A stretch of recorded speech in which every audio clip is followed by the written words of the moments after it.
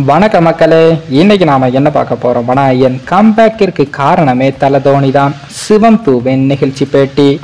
அதாவது Zimbabwe cricket அணிக்கு எதிராக நடைபெற்ற 5வது மற்றும் ஃபைனல் T20 போட்டியில் இந்தியா 42 ரன்கள் வித்தியாசத்தில் அபார வெற்றியை பெற்றிருக்காங்க.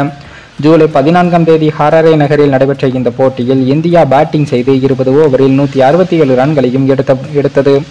அதிகபட்சமாக சஞ்சு சாம்சன் 58 ரன்களும் சுபம் தூவை 26 ரன்களையும் எடுத்தாங்க. அதன் பின் பேட்டிங்கில் களமிறங்கிய ஜிம்பாப்வே அணியானது இந்தியாவின் தரமான பந்து வீச்சில் தடுமாற்றமாக விளையாடி 18.3 ஓவரில் 125 ரன்களுக்கு ஆல் அவுட் ஆகி தோல்வியை எடுத்திருந்தாங்க.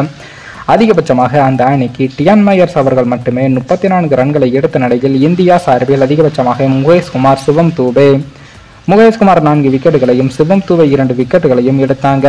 இதனால் 5 போட்டிகள் கொண்ட இந்த தொடரை 4-1 என்ற கணக்கில் இந்தியா வெற்றி பெற்றது.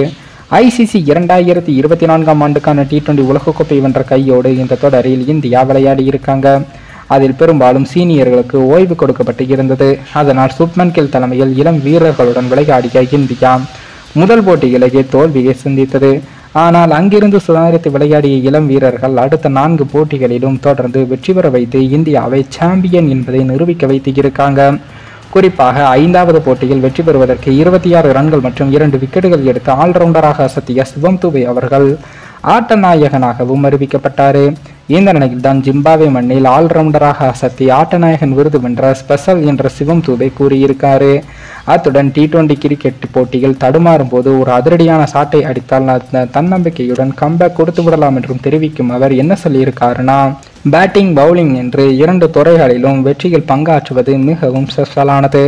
பந்து வீச்சில் சில விக்கெட்டுகளை எடுத்து இருக்கேன், அது எனக்கு மகிழ்ச்சியாக இருக்கிறது என்றும், அதே போல T20 கிரிக்கெட்டில் தடுமாறும் போது ஒரு சாட்டை அடித்தால் உங்களால் கம்பேக் கொடுக்க முடியும் என்றும், இதனை தல தோனி தான் எனக்கு சொல்லிக் கொடுத்தார் என்று சிவம் தூவை அவர்கள் வெற்றிக்கு பின் கூறியிருந்தார் என்பதும் குறிப்பிடத்தக்கது. மேலும் இந்த வீடியோ ஏதோ ஒரு விதத்தில் உங்களுக்கு பிடித்திருக்கும் என்று நினைக்கிறேன். நம்ம சேனலுக்கு புதிதாக வீடியோ பார்க்கிறீர்கள் என்றால் மறக்காமல் சப்ஸ்கிரைபர் செய்துவிட்டு பாருங்கள். இன்னொரு வீடியோவில் சந்திக்கும் வரை நான் உங்கள் தமிழ்.